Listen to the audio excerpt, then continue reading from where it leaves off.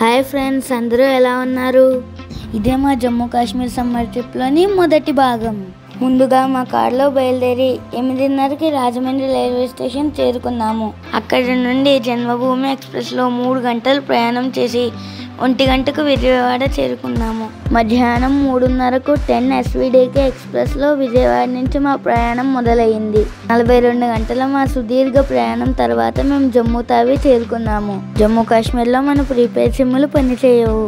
అందువలన రైల్వే స్టేషన్లోనే అక్కడ local SIM తీసుకున్నాము.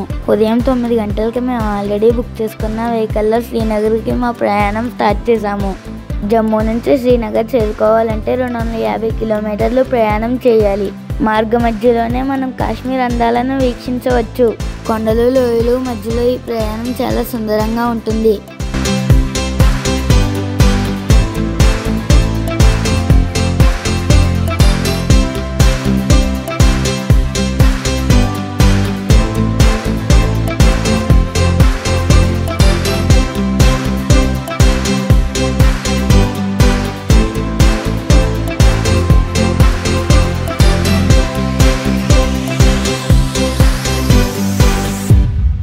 మార్గ మధ్యలో శ్యామ్ ప్రసాద్ ముఖర్జీ ట్యూనల్ మరియు కాజీకుండ్ బనిహాల్ ట్యూనల్ దాటవలసి వస్తుంది. ఇవి సుమారు 9 కిలోమీటర్ల పొడవైన ట్యూనల్స్. ఇవి ఒక ఇంజనీరింగ్ మార్వల్స్ గా చెప్పవచ్చు.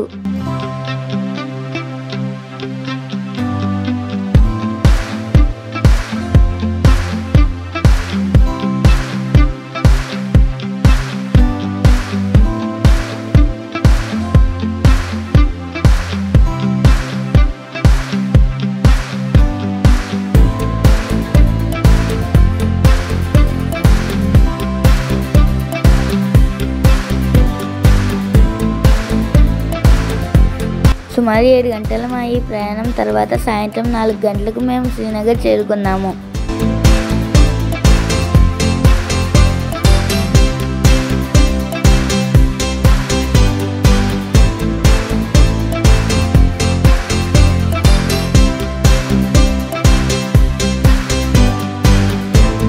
కాశ్మీర్ గురించి మరిన్ని విశేషాలు తెలుసుకోవడం కోసం please like, share and subscribe to my channel creative Anvesh.